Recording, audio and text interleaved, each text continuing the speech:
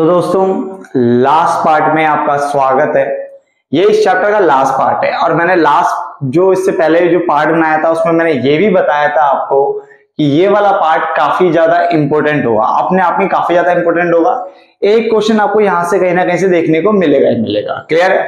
तो काफी ज्यादा इंपॉर्टेंट है, ध्यान से समझते हैं और फटाफट से खत्म करते हैं, ठीक है ना, ताकि हमारे फिर जो 2 चैप्टर रह जाते हैं फिर हम उसको भी खत्म करके बिजनेस को क्लोज करेंगे थोड़ा, ठीक है ना। चल, तो सेबी के उद्देश्य अगर हम बात करें तो उसने बोला निवेशकों के हितों की रक्षा करना। जो निवेशक है यानी जो इन्वेस्टर्स है, ठीक है, उनके हितों की क्या करना, रक्षा करना, ये सेबी का उद्देश्य है। नंबर 2, जो निवेशक है उनकी शिकायतों के निवारण में सुविधा प्रदान करना। अगर उनको कोई दिक्कत है वो शिकायतें कर रहे हैं, कोई प्रॉब्लम उनको आ रही है तो उसका भी क्या करना, आपको निवारण, उसका हल देना, हल प्रोवाइड करने में हेल्प करनी है। आगे, दलालों पर नियंत्रण करना है कि वो अपनी मनमर्जी ना चलाएं, एक तरीके से रहे, लिमिट में हर चीजें करें। आंतरिक ट्रेडिंग को रोकना, और आंतरिक ट्रेडिंग को रोकना जो कि काफी इंपोर्टेंट पॉइंट भी है एक तरीके से। आंतरिक ट्रेडिंग होती क्या है अभी समझ लेते हैं। इसका अर्थ होता है, इसको इंग्लिश में कहते हैं इनसाइडर ट्रेडिंग। आपने वर्ड सुना भी होगा, इनसाइडर ट्रेडिंग सॉरी। तो इनसाइडर ट्रेडिंग होता क्या है, इसका अर्थ कंपनी की जो गुप्त जानकारी है, कौन सी जानकारी, गुप्त जानकारी रखने वाले व्यक्तियों द्वारा, यानी वो व्यक्ति जिनको कंपनी के बारे में गुप्त यानी सीक्रेट इंफॉर्मेशन है, तो इसका अर्थ कंपनी की गुप्त जानकारी रखने वाले व्यक्तियों द्वारा गुप्त सूचनाओं का यानी उन जानकारियों का क्या करना, लाभ उठाने के लिए प्रतिभूतियों का क्रय विक्रय करना। यानी जैसे मान के चलो मुझे कंपनी की सीक्रेट इंफॉर्मेशन पता है, बाकी सब कुछ पता चले उससे पहले मुझे सब कुछ पता रहता है, तो मैं उसका क्या करूंगा, फायदा उठाऊंगा। तो वही यहाँ पे इनसाइडर ट्रेडिंग माना जाता है। इसका अर्थ कंपनी की गुप्त जानकारी रखने वाले व्यक्तियों द्वारा, यानी जिन व्यक्तियों को कंपनी की गुप्त जानकारी के बारे में पता है, वो गुप्त सूचनाओं का लाभ उठाने के लिए प्रतिभूतियों का क्या करते हैं, क्रय विक्रय करते हैं। आंतरिक ट्रेडिंग से आम निवेशकों के हितों, यानी जो आम निवेशक होते हैं उनके हितों को क्या पहुंचती है, ठेस पहुंचती है, उनको प्रॉब्लम होती है इन चीजों से। क्लियर? तो सेबी का उद्देश्य क्या है, निवेशकों के हितों की रक्षा करना। नंबर 2, निवेशकों की शिकायतों के निवारण में सुविधा प्रदान करना। नंबर 3, दलालों पर नियंत्रण। क्या है, दलालों पर नियंत्रण, यानी जो आपके ब्रोकर्स है उन पे नियंत्रण रखना।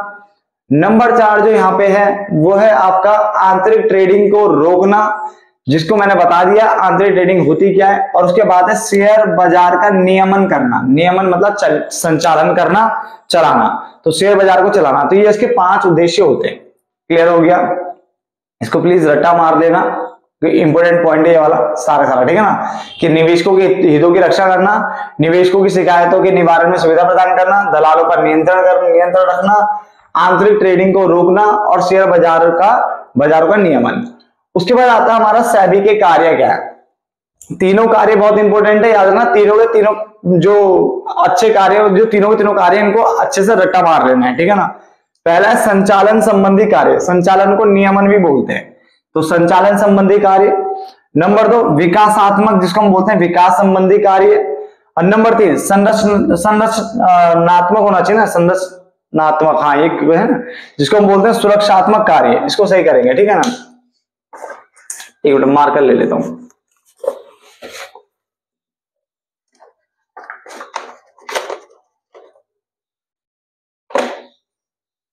नहीं, ये संरक्षात्मक ही है। ये क्या है, संरक्षात्मक ही है, संरक्षणात्मक नहीं है, संरक्षात्मक ही है, ठीक है ना।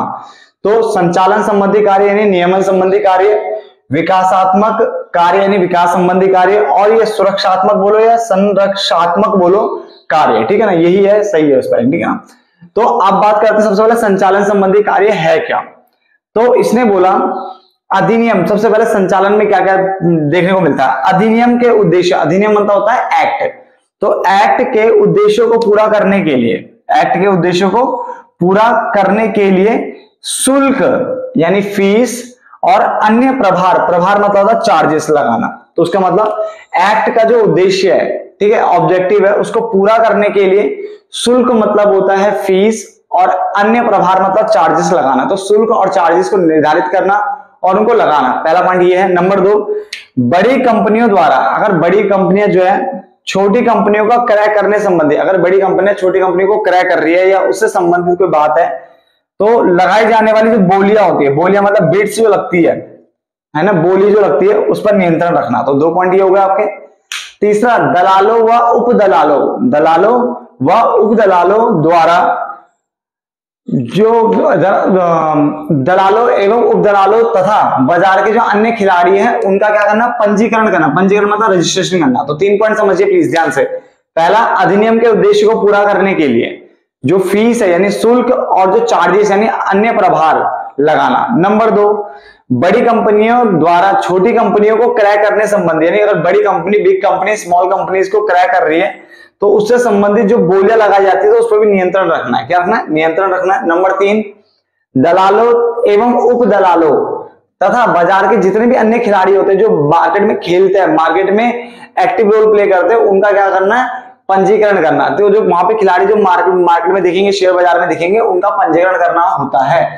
उसके अलावा प्रतिभूति अनुबंध अधिनियम 1956, प्लीज एक्ट ध्यान रखें 1956 है यहाँ पे।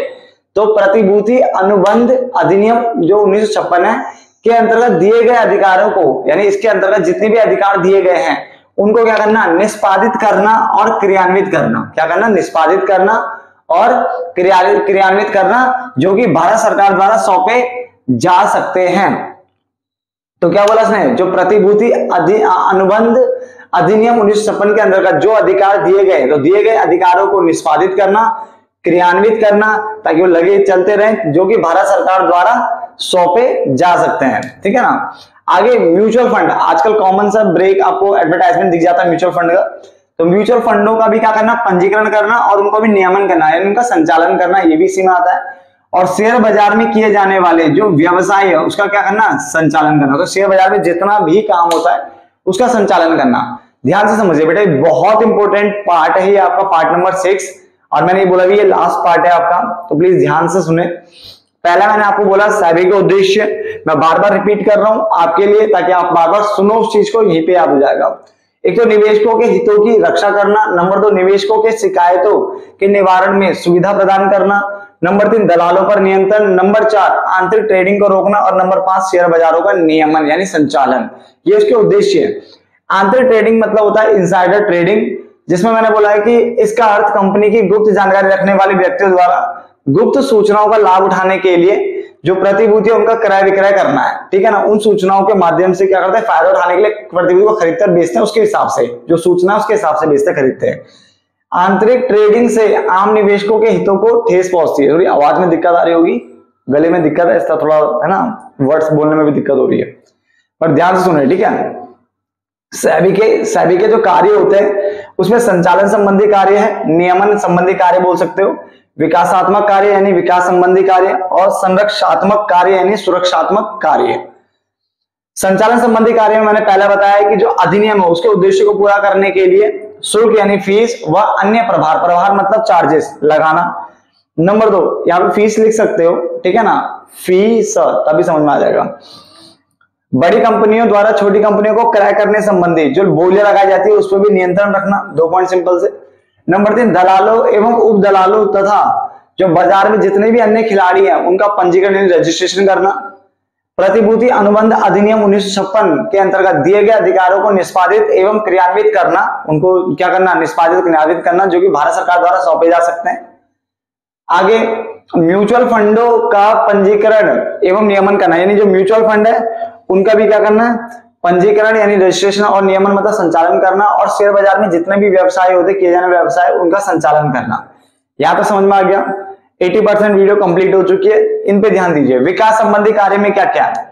पहला, मध्यस्थों जितने भी मीडिएटर आएंगे उनको प्रशिक्षण देना यानी ट्रेनिंग देना। प्रशिक्षण मतलब ट्रेनिंग हो गया, ट्रेनिंग आप लिख सकते हो वहां पे। तो जितने भी आपके मध्यस्थ है उनको प्रशिक्षण देना। शोध का कार्य करना यानी रिसर्च करते रहना, कुछ नई नई चीजें लाते रहना, रिसर्च करते रहना, ठीक है ना। तो मध्यस्थों को प्रशिक्षण देना, शोध कार्य करना। नंबर 3, निवेशकों को उनको भी क्या देना? शिक्षा प्रदान करना। निवेशकों को भी शिक्षा देना, इंफॉर्मेशन देना अपना, ये काम होता है। फिर पूंजी बाजार के सभी पक्षकारों, पक्षकार मतलब पार्टीज, तो जितने भी पूंजी बाजार के जो भी पार्टीज है, ठीक है ना, तो पक्षकारों की सुविधा के लिए विभिन्न सूचनाओं को प्रकाशित करना, तो इनके बेनिफिट के लिए जो सेलर होते हैं, बायर होते हैं, ये सब, तो इनकी सुविधा के लिए विभिन्न सूचनाओं को प्रकाशित करना। और लोचशील दृष्टिकोण, लोचशील मतलब जो चेंजेबल हो, ठीक है ना, फ्लेक्सिबल हो, तो फ्लेक्सिबल दृष्टिकोण अपनाकर पूंजी बाजार का क्या करना, विकास करना। तो कौन कौन से पॉइंट पढ़े हमने कि मध्यस्थों को प्रशिक्षण देना, ट्रेनिंग देना। नंबर 2 शोध कार्य करना यानी रिसर्च करना। नंबर 3 निवेशकों को शिक्षा प्रदान करना। नंबर 4 पूंजी बाजार के जितने भी पक्षकार है, बायर सेलर जो भी है, ठीक है ना, कि सुविधा के लिए विभिन्न सूचनाओं को प्रकाशित करना, जो उनके लिए इंपोर्टेंट सूचना है वो प्रकाशित करनी है, आपको पब्लिश करनी है। लोचशील दृष्टिकोण अपनाकर पूंजी बाजार का विकास करना। क्लियर हो गया। अब आता लास्ट, सुरक्षात्मक कार्य क्या होता है।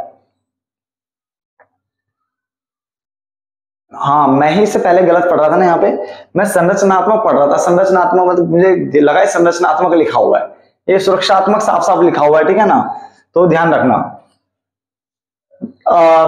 पहला क्या है इसमें, आंतरिक ट्रेडिंग को रोकना। बेटा क्या, आंतरिक ट्रेडिंग को रोकना। आंतरिक ट्रेडिंग होती क्या है, वो ये रहा।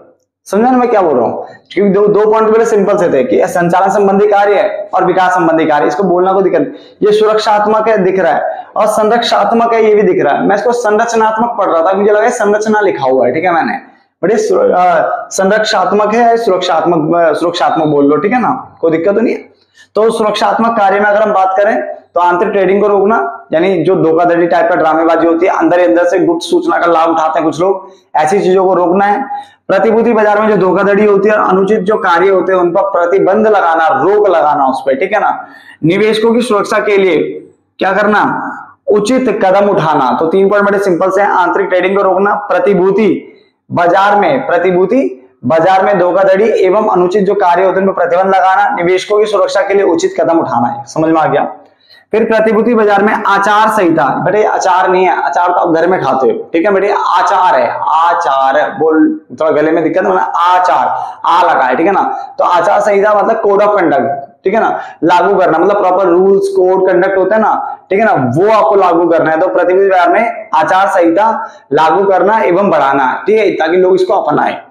आगे, किसी सौदे की जांच पड़ताल, यानी सौदे की जो जांच पड़ताल है के संबंध में आवश्यक जितनी भी सूचनाएं होती है, ठीक है, और रिकॉर्ड होते हैं उन्हें प्राप्त करना। तो अगर आपको लगता है कोई दिक्कत है तो उन सौदों से रिलेटेड या फिर नॉर्मल भी कोई चीज है तो उनसे रिलेटेड जांच पड़ताल के संबंध में, अगर आप जांच पड़ताल कर रहे हो, इंस्पेक्शन कर रहे हो, ठीक है ना, तो उसके संबंध में आवश्यक सूचना और रिकॉर्ड प्राप्त करना, ये भी इसी में आता है। तो अब दिक्कत ये पेपर में आएगा कैसे, या तो सीधा पूछ लेगा सेबी के उद्देश्य बताइए, सेबी के कार्य बताइए, कौन सा वाला, कोई सा भी एक पूछ सकता है। अब अगर पेपर में अगर कोई स्पेसिफिक नाम नहीं है कि कौन सा कार्य बताना, तो बेटा इनके तो यहां से लेकर के, इसमें 6 पॉइंट है, इसमें 5 से 5, तो 6 5 11, 5 होते हैं 16 में से जो भी आपको 6 पॉइंट अच्छा लगे लिख देना। अगर कोई भी हेडिंग प्रॉपर नहीं लिखा हुआ है कि सभी के कार्य बताइए, तो कोई से भी 6 बता देना। क्लियर हो गया। बट अगर वो बोलेगा नहीं संचालन संबंधी बताओ, तो बेटा सिर्फ संचालन से रिलेटेड बताना, ये पूछेगा तो ये पूछेगा तो ये। 1 नंबर में भी पूछ सकता है, जैसे मान लो ये उठाया पॉइंट कि निवेशकों की सुरक्षा से संबंधित किसके अंदर आएगा, पहले वाले में, दूसरे वाले में, तीसरे वाले में, या फिर उपरोक्त सभी किस में आएगा। तो आप समझ जाना सुरक्षा वाला पॉइंट इसके अंदर है ना, धोखाधड़ी से बचने वाला पॉइंट इसके अंदर है। तो ये पॉइंट आपको सारे पढ़ने पड़ेंगे ताकि इसके आंसर को, जो उसका जो क्वेश्चन है आराम से अटेम्प्ट हो जाए, आंसर आप आराम से लिख सको। क्लियर हो गया। मिलते हैं फिर नेक्स्ट वीडियो में, जिसमें नेक्स्ट चैप्टर हम करने वाले हैं, जो हमारा सेकंड लास्ट चैप्टर होने वाला है, और उसके बाद हम क्लोज करेंगे। फिर जहां तक है, अगर टाइम मिला तो मैं आपको 1-1 नंबर के क्वेश्चन भी करवाऊंगा, बट टाइम मिलेगा तो, ठीक है ना, क्योंकि अभी क्या है, बीकॉम की वीडियोस बहुत ज्यादा पेंडिंग हो रही है, मुझे वो बनानी है। चलो फटाफट आप इसे नोट डाउन कर लो, ठीक है ना। मिलते हैं नेक्स्ट वीडियो में।